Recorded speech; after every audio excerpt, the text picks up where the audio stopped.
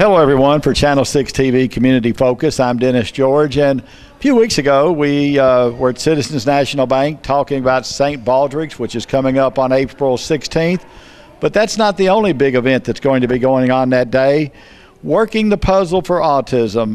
We'll be having a walk at the Lebanon City Park, and the young lady who does all the work on it is with us now, Lisa Nally Martin, and thanks for coming by. Thank you all for being here. I appreciate that. Actually, I guess we came to your place because we're in your facility. Yeah. Talk about your facility just for a minute or so. I know Gary's covered it, but just the room you have here.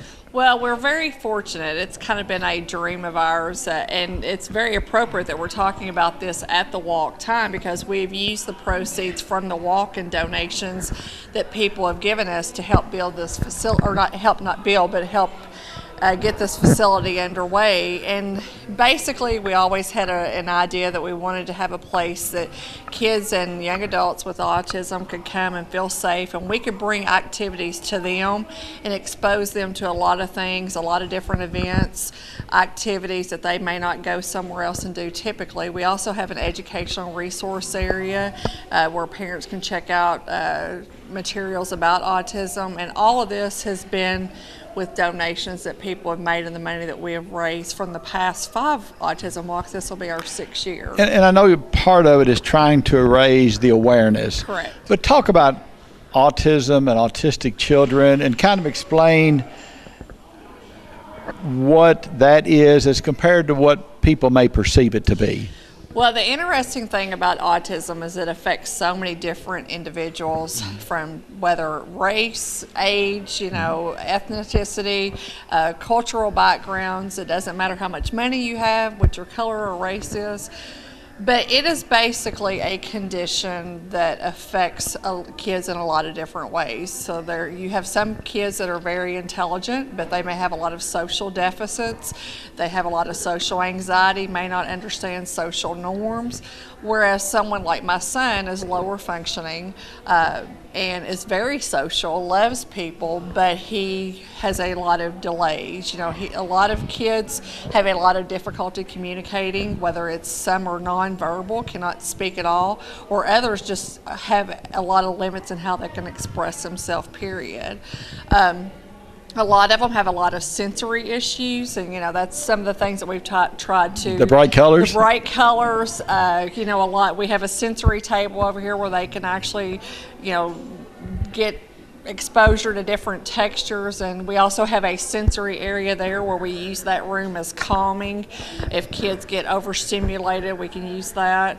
Of course, the big thing we have is computers and stuff. They love computers, but we also try to provide families here with all kinds of different things, whether that be letting them know what resources are available in this community, because a lot of people are so busy taking care of their individual with autism, it's very hard for them to find out where they need to go or what they need to do.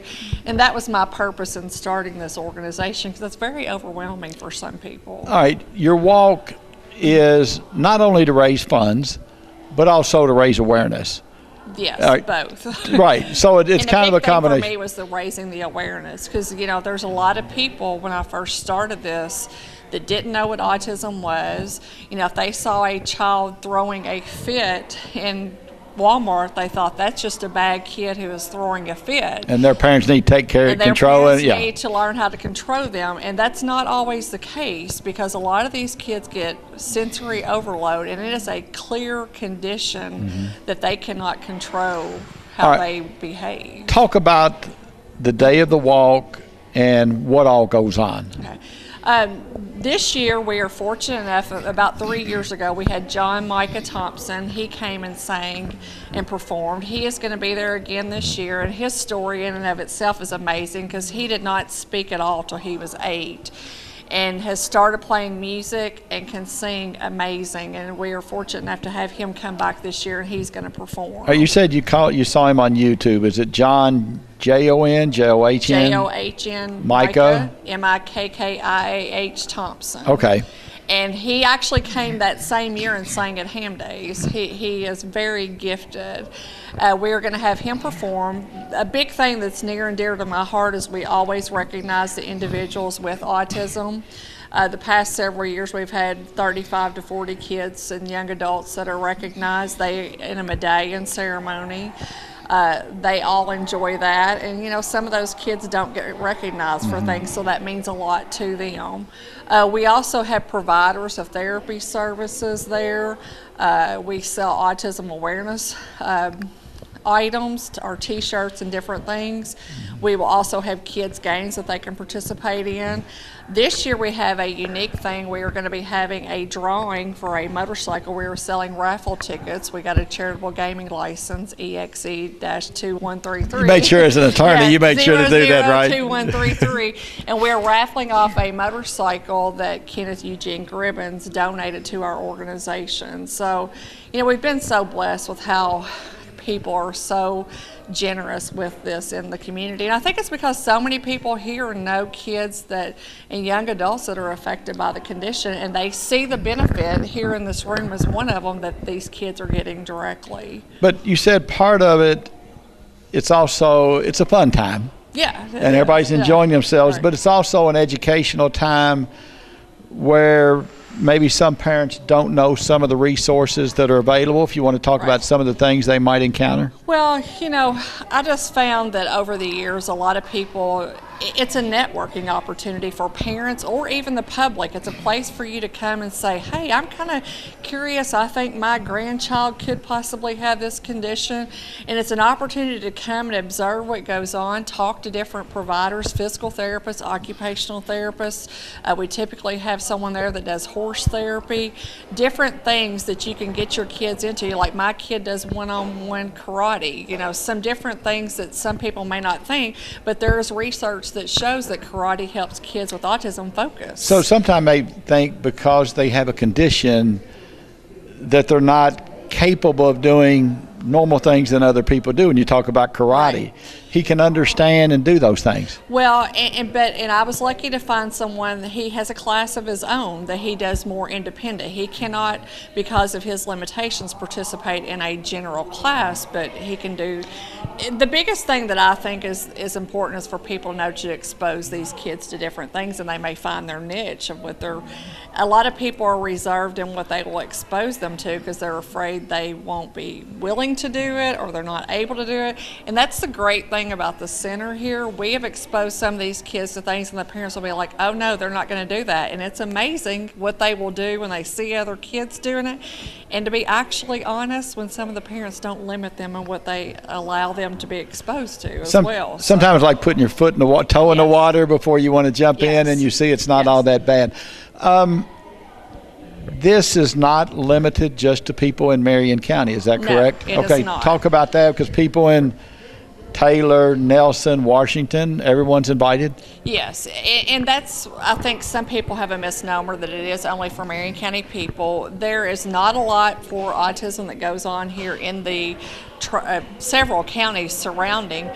Not only is our autism center available for any families in the surrounding counties, but the autism walk is as well. As long as you have a autism diagnosis or you anticipate that you will, especially at the walk, and are curious about that, that's what we're here for. We want to be a service to everyone. And it's not just people who are involved, yourself with a child or someone with a niece or nephew. This thing's open to everyone to come out and enjoy the day as well, yes. Not just those affected by the condition. Right, and it is open to the public. There is no charge to come and see what's going on. Obviously, we would accept donations if anyone wants to give a donation, but there's no charge for the walk.